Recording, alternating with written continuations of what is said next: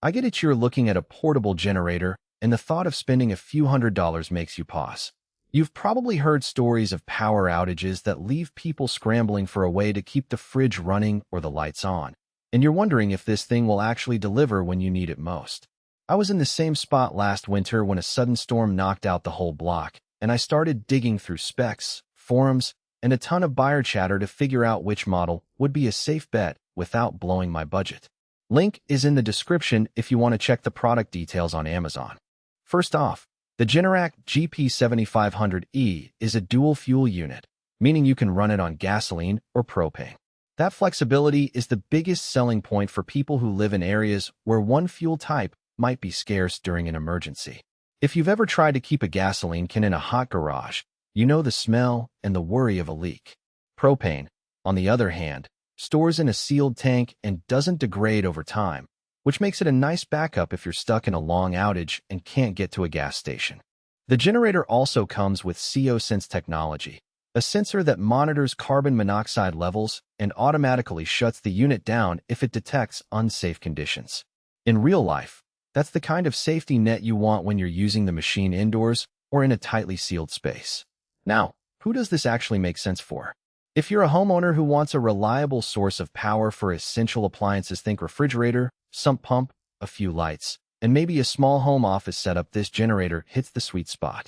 The 500-watt rating means you can spin up a couple of 200-watt space heaters, a medium-sized fridge, and still have headroom for a TV and a laptop. The electric start is a huge time saver. You just turn a key, no pulling cords, which is exactly what you want when it's dark and the temperature's dropping.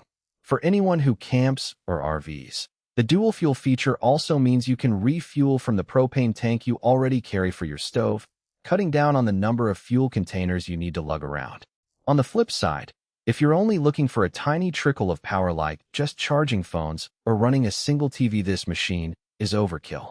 You'll be paying for a lot of capacity you'll never use, and the weight of the unit, it's a solid 120+ pounds, makes it less convenient to store in a small apartment.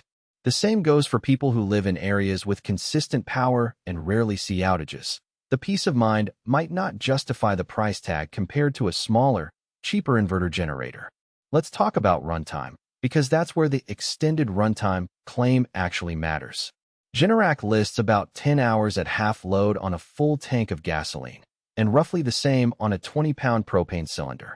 In practice, I ran the unit on gasoline for a full evening powering a sump pump, a fridge, and a few lights, and the fuel gauge held steady until the last quarter hour.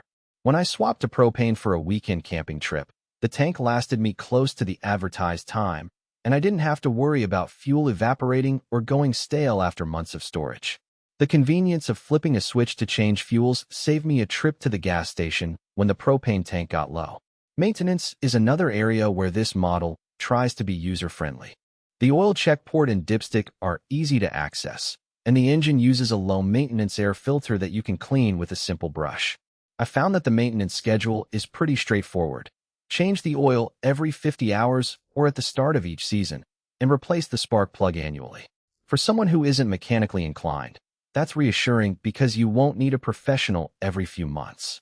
Of course, there are practical downsides to keep in mind.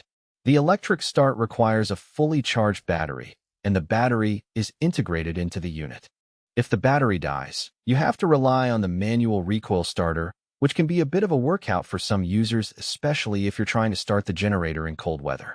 Speaking of cold weather, the unit does have a choke that you need to engage during the first start in low temperatures, which adds an extra step.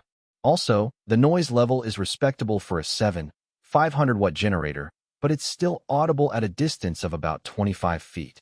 If you're planning to run it on a quiet campsite, you'll want to factor in that hum.